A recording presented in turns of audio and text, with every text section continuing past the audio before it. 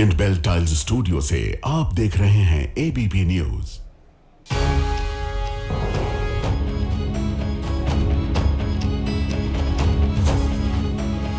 नमस्कार, मैं हूं प्रतिमा मिश्रा। दिन की हर बड़ी खबर के साथ आइए शुरू करते हैं भारत की बात। शुरुआत उन खबरों से जिन पर विस्तार से करेंगे चर्चा।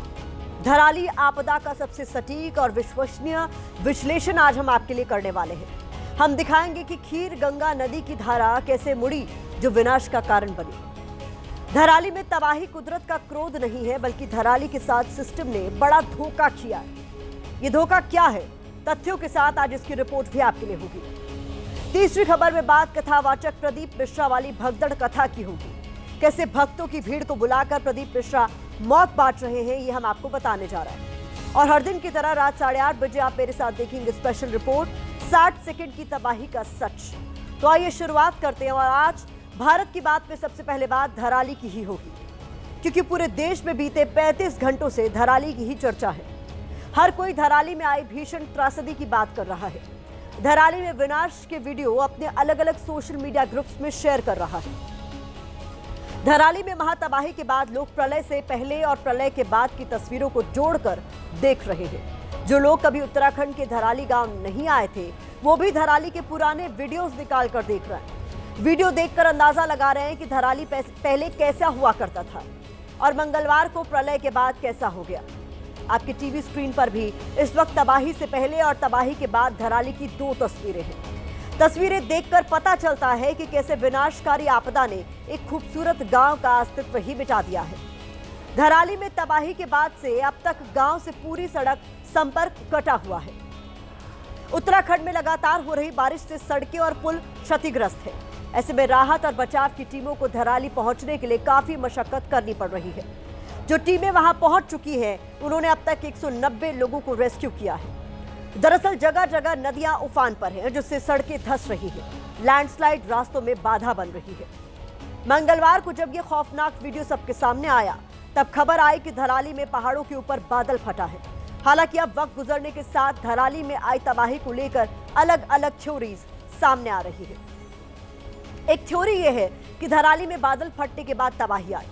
दूसरी थ्योरी यह है कि पहाड़ों के ऊपर ग्लेशियर से बनी कोई झील फटने के बाद यहां प्रलय मची। इस सब के बीच आज हम आपको बताने वाले हैं कि धराली में खीर गंगा नदी की धारा को 90 डिग्री किसने मोड़ा, जिसने धराली को धरातल से मिटाने का काम किया। ये रिपोर्ट देखिए। इन 2 तस्वीरों को गौर से देखिए। इन तस्वीरों में ही धराली में हुए जल विस्फोट का सच छिपा है। 10 मीटर चौड़ी खीर गंगा नदी अचानक 30 मीटर चौड़ी कैसे हो गई? ये तस्वीरें इसकी सबसे बड़ी गवाही दे रही है। एक तस्वीर मंगलवार को धराली गांव पर आई आपदा की है।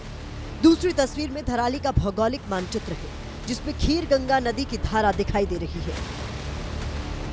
पहले इस मैप को डिकोड करते हैं। इस मैप में आप धराली में पहाड़ों से उतर रही खीर गंगा नदी की 2 धाराएं देख रहे हैं। एक वो है जो खीर गंगा नदी की मौजूदा धारा है, जहां से नदी पहाड़ों से नीचे उतरती है और भागीरथी नदी में जाकर मिलती है। आपको बता दें, पहले खीर गंगा नदी की धारा ऐसी नहीं थी। खीर गंगा नदी जिस रास्ते से होकर पहाड़ों से नीचे उतरती है, पहले ये रास्ता उसका नहीं था।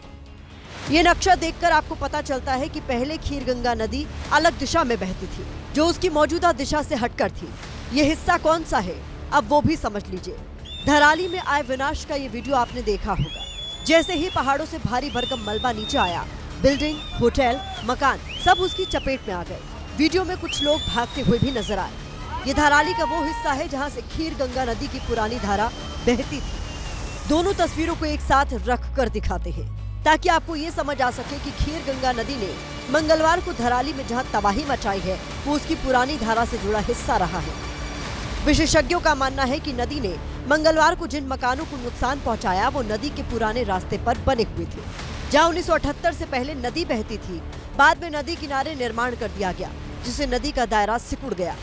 लेकिन जब बड़ी तादाद में पानी और मलबा पहाड़ों से नीचे गिरा, तो नदी वापस अपने पुराने स्वरूप में लौट आई और धराली में जमकर तबाही मचाई। एक तो अगर आप जो नदी की जो धारा है, अगर आप पुराने घरों को देखें, पुराने गांवों के लोकेशन को देखें, तो जो नेचुरल रिवर का जो फ्लो है, नेचुरल या चाहे वो रिवर हो, चाहे वो स्ट्रीम हो, चाहे वो नाला हो, वो हम लोग नेचुरल रिसोर्स को वर्शिप करते थे, उसको उसके नेचर के पावर को समझ के करके ही लोकेशन गाँव को बसाया जाता था। विशेषज्ञों की माने तो धराली में साल 1864, 2013 और 2014 में भी बादल फटे थे। इसके बाद खीरगंगा नदी ने काफी तबाही मचाई थी। तब भूगर्भ वैज्ञानिकों ने सरकार को सलाह दी थी कि धराली गांव को दूसरी जगह बसाया जाए, क्योंकि आपदा के लिहाज से धराली टाइम बॉम्ब पर बैठा है। विशेषज्ञों की अगर माने तो धराली गांव भूकंप के लिहाज से भी बेहद संवेदनशील है। जिस पहाड़ से होकर खीरगंगा नदी निकलती है वह पहाड़ 6000 फीट से ज़्यादा ऊंचा है और अक्सर ये देखा गया है कि जब भी यहाँ से सैलाब आया है धराली गांव पूरी तरह से तहस नहस हो गया है और इस प्रकार की घटनाएं पहले भी हो चुकी हैं। सैलाब का कारण चाहे बादल फटना रहा हो या ग्लेशियर से बनी झील या तालाब फटने के बाद प्रलय आई। इसमें ग्लेशियर भी हैं छोटे छोटे, और इस ग्लेशियल एरिया में आप देखेंगे ये जो काले वाले दिखाई दे रहे हैं, ये यहाँ के पॉन्ड्स हैं कि ज़्यादा बारिश के कारण और स्नो मेल्ट अधिक होने के कारण यहाँ पर क्या हो गया कि ये ताल, जितने भी ताल हैं ये भर गए, और इनमें से मुझे ऐसा लगता है कि कोई भी ताल एक टूटा होगा और उसने नीचे वाले ताल पर पुश किया और वो ताल भी टूटा। साफ है कि धराली में आई आपदा के लिए कुदरत के क्रोध को दोष देना ठीक नहीं है, क्योंकि ये एक मैन मेड डिजास्टर है जिसकी स्क्रिप्ट अचानक नहीं लिखी गई, बल्कि उत्तराखंड या धराली को धीरे धीरे इस आपदा की तरफ धकेला गया है। धराली का अस्तित्व किसी कुदरती आपदा से नहीं मिटा है, बल्कि धराली को इस विनाश की तरफ धीरे धीरे कर धकेला गया है। सिस्टम ने धराली के साथ सबसे बड़ा धोखा किया है। खीरगंगा नदी की जो धारा हमने आपको मैप के जरिए दिखाई, वो भी उस धोखे का ही हिस्सा है। सिस्टम के इस धोखे के दो और तस्वीरों की मदद से आपको समझाने की हम कोशिश करने जा रहे हैं। ये दोनों तस्वीरें धराली में कल्प केदार महादेव मंदिर की हैं। एक तस्वीर कल्प केदार मंदिर की मौजूदा तस्वीर थी, यानी तबाही से पहले ये मंदिर ऐसा दिखाई देता था। अब तो ये मंदिर भी मलबे में दफन हो चुका है। भागीरथी नदी के किनारे पर बना ये मंदिर पंच केदार परंपरा का मंदिर रहा है। स्थानीय लोगों की इसमें काफी आस्था रही है।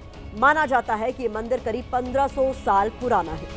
हमने आपके लिए कल्प केदार मंदिर की पुरानी तस्वीर भी निकाली है। जब आप इन तस्वीरों को देखते हैं तो आपको पता चलता है कि सालों पहले मंदिर के आसपास किसी तरह का निर्माण नहीं था। भागीरथी नदी की धारा फैली थी और शांत थी। दूसरी तरफ तबाही से पहले मंदिर जिस स्वरूप में नजर आता था, उसके आसपास काफी निर्माण हो चुका था। यानी धराली में अंधाधुंध तरीके से जो निर्माण हुआ, उसने इस इलाके को आपदा की चपेट में ला दिया। जबकि 2024 से ही स्थानीय लोग उत्तरकाशी पर मंडरा रहे संकट को लेकर सरकार को आगाह कर रहे थे। ये रिपोर्ट देखिए।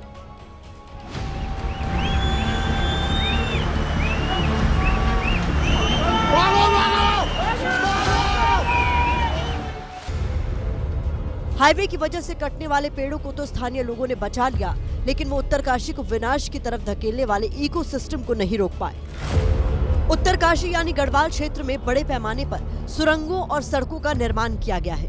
हाइड्रो पावर प्रोजेक्ट लगाए गए हैं। पर्यटन बढ़ाने के लिहाज से बड़े पैमाने पर होटल और होम स्टे का निर्माण हुआ।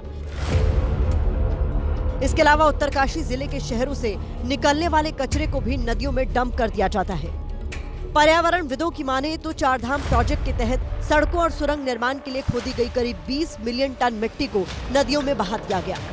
यही नहीं, 56,000 से ज्यादा पेड़ काटे गए और हाईवे के लिए 889 किलोमीटर तक चट्टानों में ब्लास्ट किए गए। नतीजा, उत्तरकाशी का भौगोलिक संतुलन बिगड़ा और ये आपदाओं का गढ़ बन गया।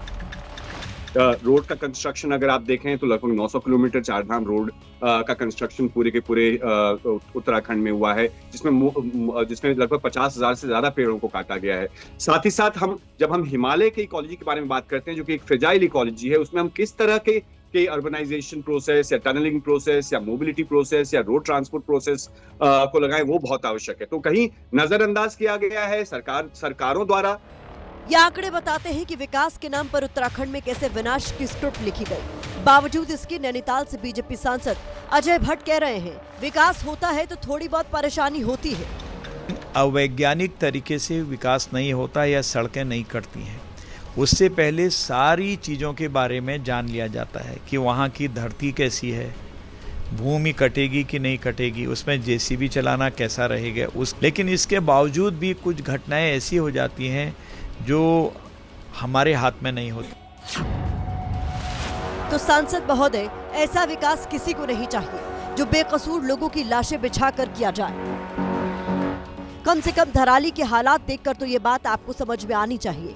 क्यों ऐसे बयान देकर लोगों के जख्मों पर नमक छिड़कने का काम कर रहे हैं। इस बीच सीएम धामी ने धराली का एरियल सर्वे किया है और राहत बचाव कार्यों का जायजा लिया है। सेना के साथ वायुसेना भी रेस्क्यू ऑपरेशन के काम में जुटी है। चिनूक Mi-17 हेलीकॉप्टर के जरिए सड़क मार्ग खोलने के लिए भारी मशीनरी पहुंचाई जा रही है। धराली तक सड़कों को सही करने में अभी कई घंटों का वक्त लग सकता है। धराली आपदा के बीच आज हमने आपके लिए विकास के चरित्र का चार्ट तैयार किया है। ये बताता है कि विकास कैसे विनाश का कारण भी बनता है। विकास का एक पहलू यह है कि इसमें विशाल इंफ्रास्ट्रक्चर खड़ा कर दिया जाता है, बदले में विकास के नाम पर कुदरत के साथ खिलवाड़ होता है। विकास के नाम पर बड़ी बड़ी बिल्डिंग्स बनाई जाती हैं, दूसरी तरफ विकास के नाम पर पेड़ काटे जाते हैं, पहाड़ गिराए जाते हैं। विकास को देश की तरक्की से जोड़ा जाता है, वहीं विकास के नाम पर प्राकृतिक संसाधन जो है उनका दोहन किया जाता है। यही नहीं, विकास एक क्षेत्र तक सीमित होता है। इसका दूसरा चरित्र यह है कि विकास के नाम पर कुदरत से खिलवाड़ का असर काफी व्यापक होता है। उत्तरकाशी में विकास के नाम पर यही हुआ, वो भी तब जब उत्तरकाशी सबसे ज्यादा भूकंप संवेदनशील क्षेत्र में आता है। हर्षिल घाटी तो भूकंपीय जोन 4 और 5 में आती है। यही वजह है कि उत्तरकाशी कई बार भीषण प्रलय झेलती रही है। 18 अगस्त 2019 को उत्तरकाशी के आराकोट में बादल फटा, 21 लोगों की मौत हो गई। अगस्त 2020 में उत्तरकाशी के मोरीगांव में बाढ़ आई, 12 लोगों की मौत हो गई। 18 जुलाई 2021 को उत्तरकाशी के मांडो गधेरा में तेज बारिश के बाद सैलाब आया और 4 लोगों की मौत हो गई। नवंबर 2023 में सिलकियारा टनल हादसा हुआ, 47 मजदूर सुरंग के अंदर फंसे, जिन्हें बाद में सुरक्षित बाहर निकाला गया। इन घटनाओं से साफ है कि उत्तरकाशी में लगातार जारी निर्माण से यहां का इकोलॉजिकल बैलेंस बिगड़ रहा है और प्राकृतिक आपदाएं बढ़ रही हैं। फिलहाल ग्राउंड पर क्या हालात बने हुए हैं, हम आपको एबीपी न्यूज संवाददाता बलराम पांडे और दानिश खान की रिपोर्ट दिखाते हैं।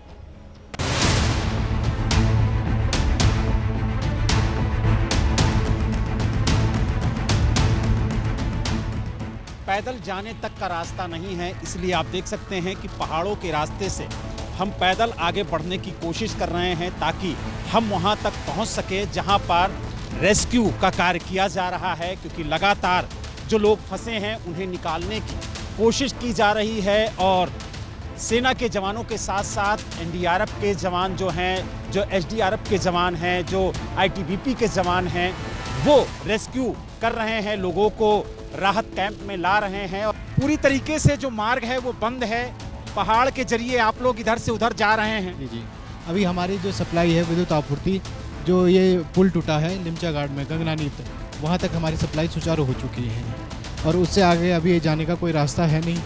तो जैसे ही मार्ग सुचारू होता है हमारी सप्लाई चालू हो जाएगी।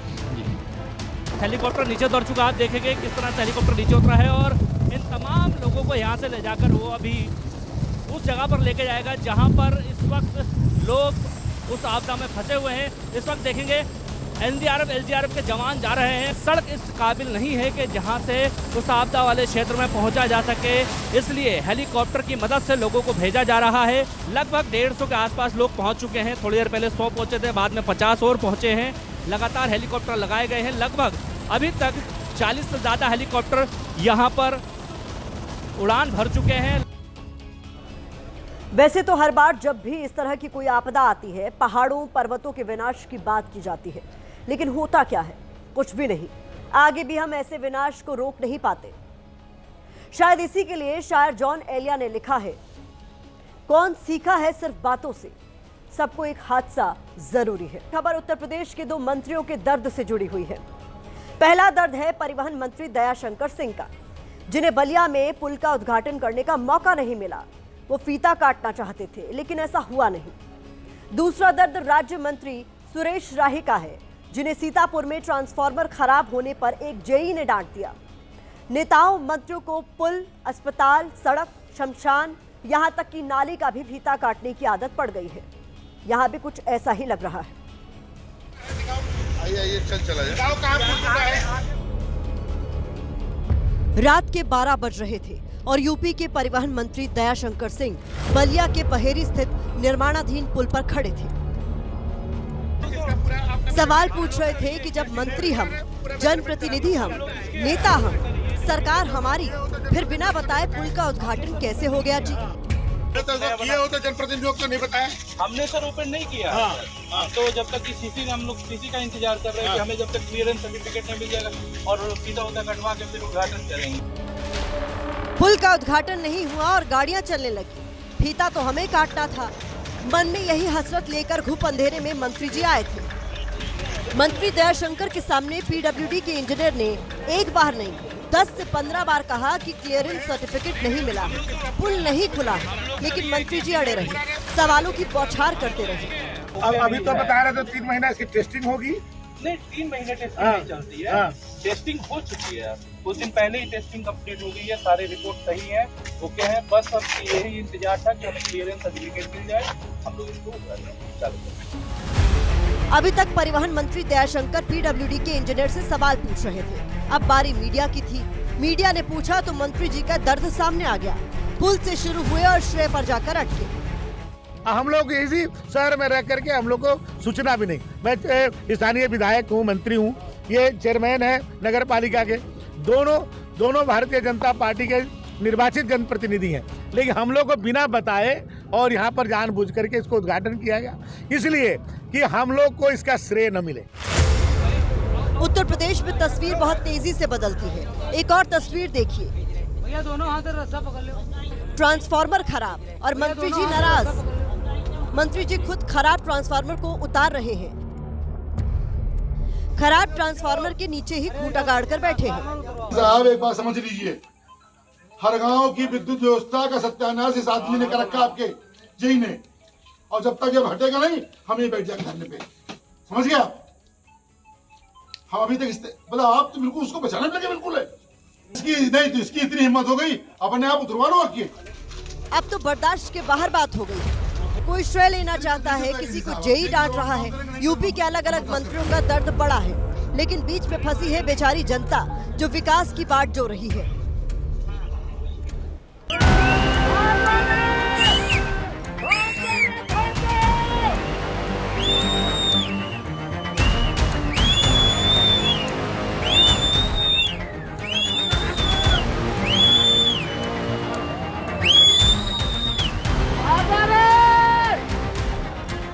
उत्तरकाशी के गंगोत्री हाईवे पे मौजूद हैं, जहां पर सड़क बह गई है, जिसकी वजह से यातायात पूरी तरह से बाधित हो गया है। आईटीबीपी की तमाम गाड़ियां जो हैं वो यहां पर फंसी हुई हैं।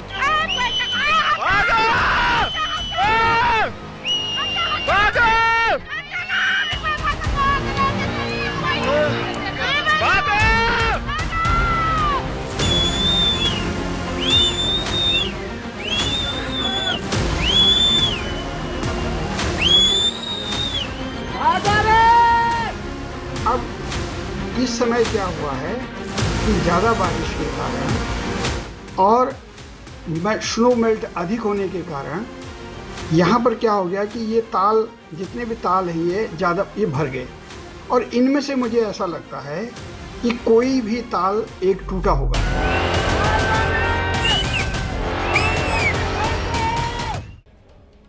उत्तरकाशी में कल जो तबाही आई थी उसकी तस्वीरें तो पूरे देश ने देख ली, लेकिन अब सवाल यह है कि आखिर 60 सेकंड की इस तबाही का सच क्या है। ये सवाल इसलिए क्योंकि एक झटके में सब कुछ बहा ले जाने वाले सैलाब के पीछे पहले तो बादल फटने को वजह बताया जा रहा था, लेकिन अब जो रिपोर्ट्स और पर्यावरण के जानकारों के बयान सामने आ रहे हैं उनके मुताबिक तबाही की वजह कुछ और हो सकती है। आपको 12 साल पहले केदारनाथ की त्रासदी तो याद होगी। केदारनाथ धाम में जब सैलाब सब कुछ बहा ले गया और सिर्फ मलबे का ढेर छोड़ गया था, उस वक्त केदारनाथ मंदिर के पास की पहाड़ी पर मौजूद चोराबड़ी झील के फटने से तबाही हुई थी। और अब जानकार बता रहे हैं कि उत्तरकाशी के धराली गांव में आए मौत के सैलाब के पीछे झील फटना कारण हो सकता है। और इसीलिए हम आज आपको 60 सेकंड की उस तबाही का सच दिखाने जा रहे हैं। तो शुरुआत पहाड़ पर मची प्रलय के उन्हीं 60 सेकंड्स के साथ।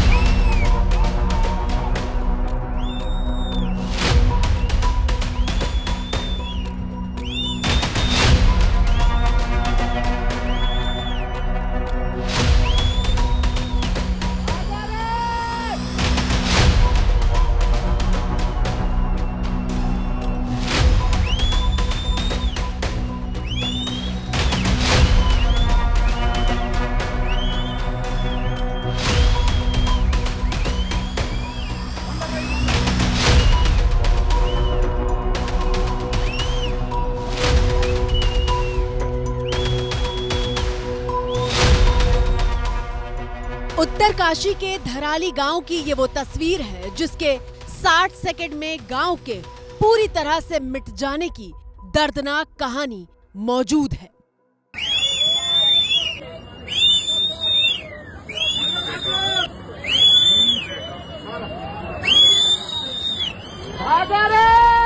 वो कहानी जहां जान बचाने के लिए लोगों ने भागने की कोशिश तो की, लेकिन चंद सेकंड के भीतर जहां जिंदगी दिख रही थी वहां मौत का मलबा पसर गया।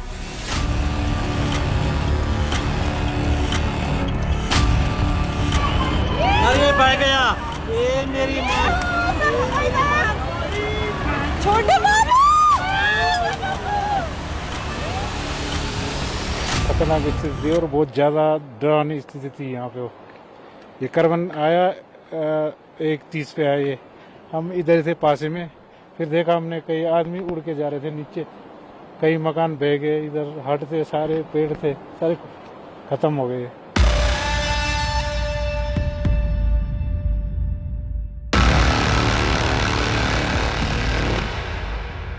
और अब उत्तरकाशी में तबाही की गवाही बनकर आई अगली तस्वीर आपके रोंगटे खड़े कर देगी। गाड़ी को आकर जा, इसमें आदमी है यार, इसमें आदमी है क्या? हाँ गाड़ी है, गाड़ी है, देखो।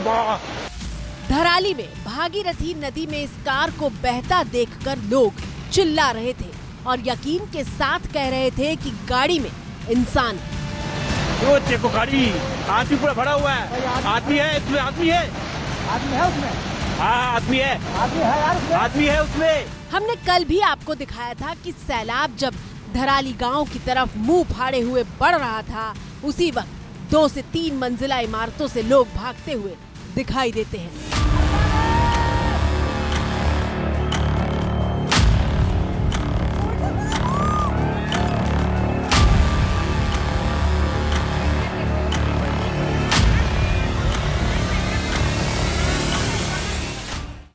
बहुत भयंकर, बहुत डरावने। पता ही नहीं चला, एकदम जबरदस्त में आ गई है, आदमी भाग भी नहीं पाया हुआ।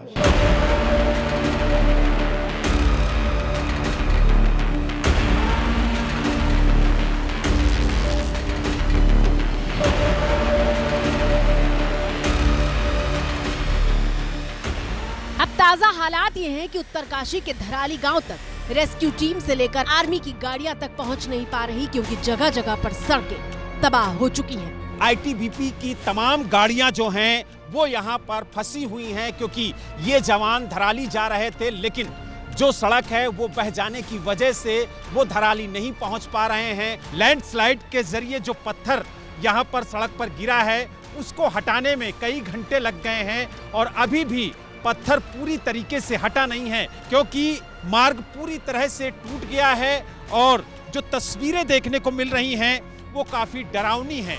जो एनडीआरएफ की टीम है उसको पैदल यहां से भेजा गया है धराली के लिए। लगभग 40 किलोमीटर का ये सफर है जो एनडीआरएफ की टीम पैदल तय करके धराली पहुंचेगी और लगातार यहां से जो आईटीबीपी के जवान हैं उनको भी पैदल ही भेजा जा रहा है और कोशिश ये की जा रही है कि जल्द से जल्द जो राहत बचाव का कार्य है उसमें तेजी लाया जाए।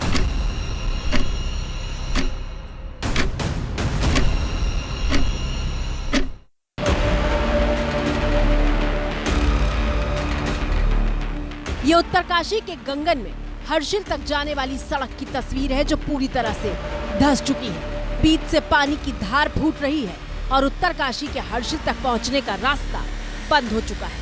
लगातार खोजबीन जारी है।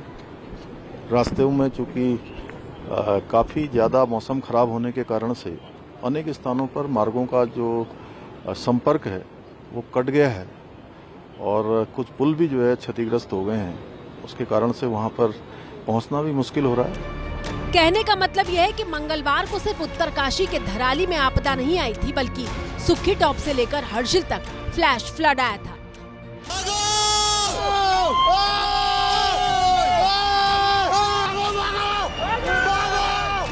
उत्तरकाशी का हर्षिल यानी वो दूसरी जगह जहां मंगलवार को तबाही ने दस्तक दी थी।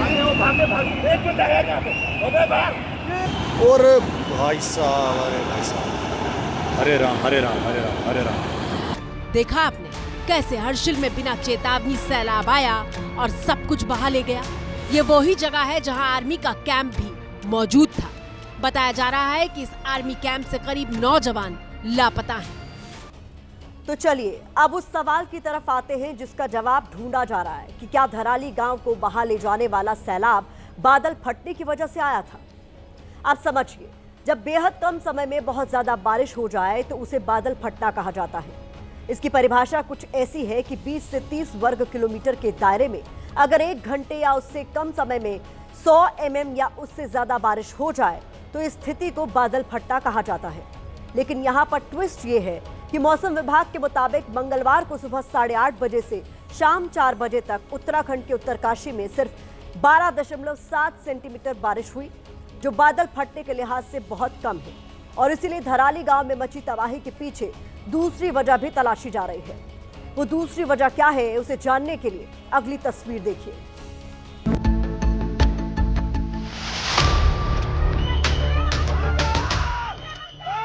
सवाल ये है कि क्या धराली में मची तबाही के पीछे कहीं इसी तरह की कोई हिम झील तो नहीं है।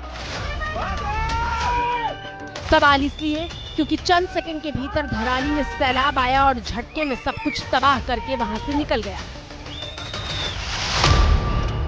सैलाब ने 1 मिनट के भीतर 50 इमारतों को लीन लिया था।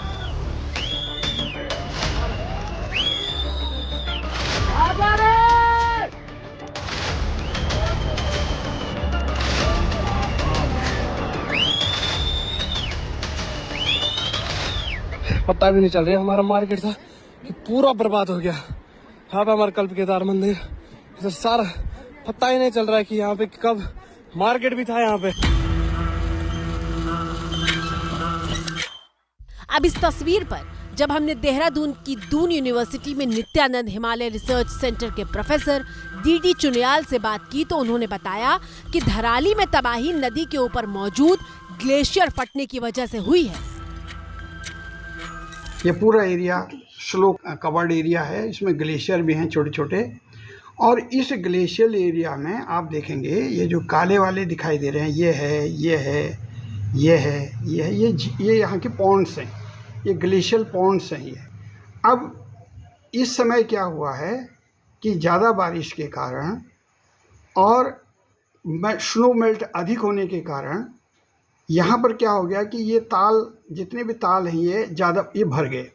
और इनमें से मुझे ऐसा लगता है कि कोई भी ताल एक टूटा होगा और उसने नीचे वाले ताल पर पुश किया और वो ताल भी टूटा और ताल टूट करके सीधे ये एक साथ मलबा जो है ये पानी के साथ ये ग्लेशिएटेड मोरेनिक मटेरियल है इधर जो बोल्डर्स हैं कि ये लगातार ग्रेडियंट बहुत हाई है और इस ग्रेडियंट में जो है पानी, सेडिमेंट्स, बोल्डर्स, पेबल्स ये बहुत तेज़ी से नीचे की तरफ बहते चले गए और बहने के बाद ये वो स्थान है जहां पर की तबाही हुई।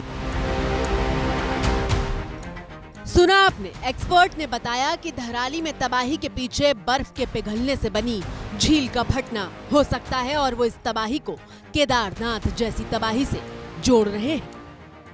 कोई ऊपर ग्लेशियल ताल टूटा है क्योंकि मिनट सेकंड के अंदर पानी आया, तोड़ा, बहा ले गया और सेकंड के अंदर कम हो गया। जैसे कि केदारनाथ त्रासदी में हुआ था, चौड़ाबाड़ी ताल टूटा, सेकंड में टूटा और सेकंड में ख़त्म हो गया। इसी प्रकार की घटना यहाँ पर भी हुई है, ऐसा मेरा अनुमान है।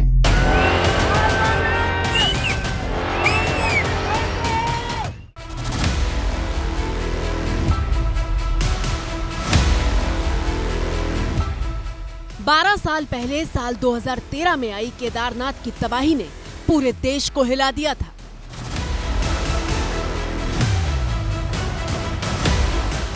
– 2013 में भी केदारनाथ में चोराबारी ताल टूटने की वजह से ही इतनी भयानक त्रासदी हुई थी।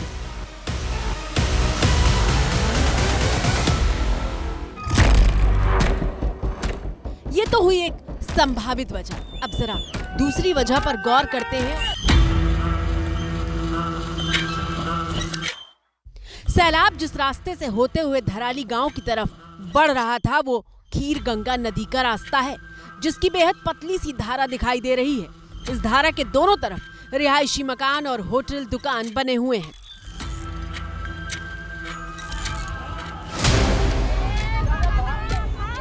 सुनामी बनकर आई तबाही बाईं तरफ मौजूद इमारतों को ताश के पत्तों की तरह ढेर कर देती है, लेकिन मोटे तौर पर दाईं तरफ की इमारतों को नुकसान नहीं होता।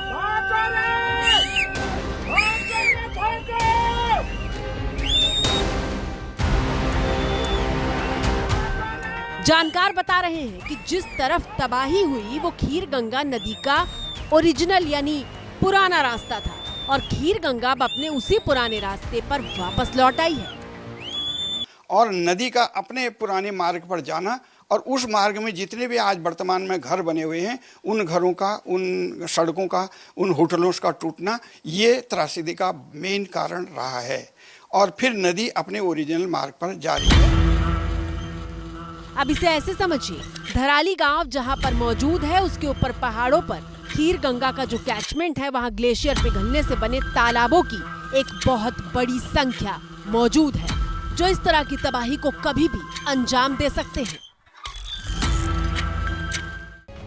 प्रोफेसर चौनियाल ने हमें बताया कि गंगोत्री हाईवे के पास बने धराली कस्बे में नियमों के विपरीत निर्माण कार्य हुआ था और वही खीर गंगा की चपेट में भी आया। दरअसल धराली गांव के पास ताबड़तोड़ निर्माण इसलिए भी हुआ क्योंकि गंगोत्री धाम से पहले यह आखिरी और बेहद अहम पड़ाव है। तीर्थ यात्री यहां पर रुकते हैं, जबकि पुराने लोगों ने जो घर बनाए वो सुरक्षित जगहों पर थे क्योंकि वो नदी के रास्ते में नहीं आ रहे थे और इसीलिए एक्सपर्ट्स के मुताबिक खीर गंगा ने वहां पर कोई नुकसान नहीं किया। तस्वीरें 12 साल पहले 2013 की है, वही साल जब केदारनाथ में तबाही हुई थी और उसी साल उत्तरकाशी के धराली में भी फ्लैश फ्लड ने सब कुछ बर्बाद कर दिया था।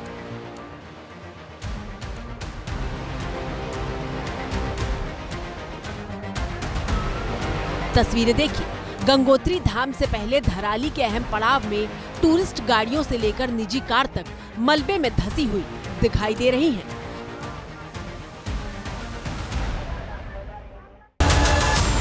लेकिन हमने 2013 में केदारनाथ की भीषण तबाही से भी कोई सबक नहीं लिया और नतीजा आंखों के सामने है। नदी के रास्ते में ही अंधाधुंध निर्माण हुआ, व्यवसाय को बढ़ावा दिया गया, लेकिन किसी ने ये नहीं सोचा कि जब कुदरत अपना बिगड़ा हुआ संतुलन बनाने पर आएगी तो क्या होगा।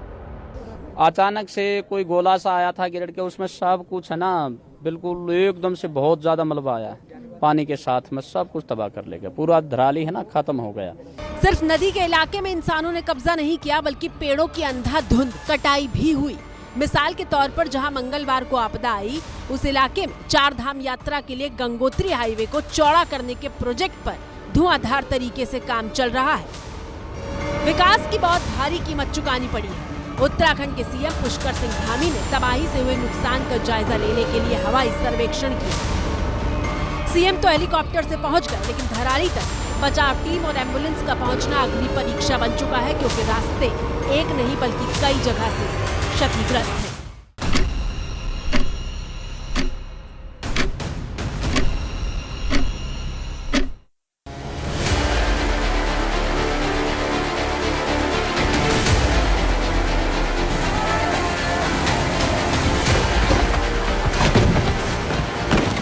मानसून के महीने में हिमाचल के मंडी को तो इतने घाव मिले हैं कि उसकी जमीन हिल गई है।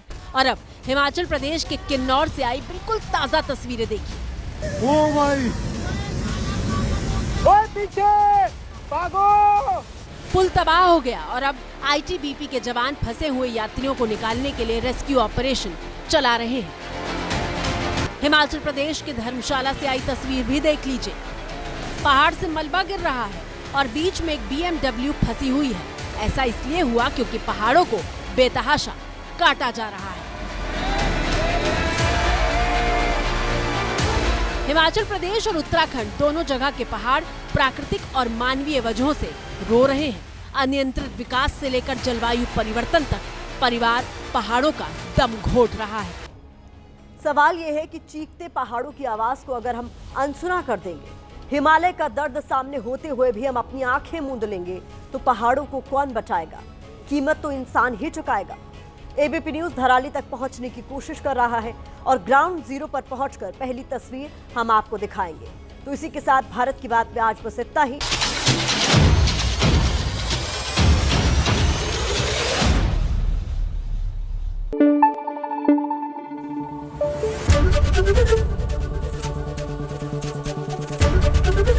एबीपी न्यूज आपको रखे आगे।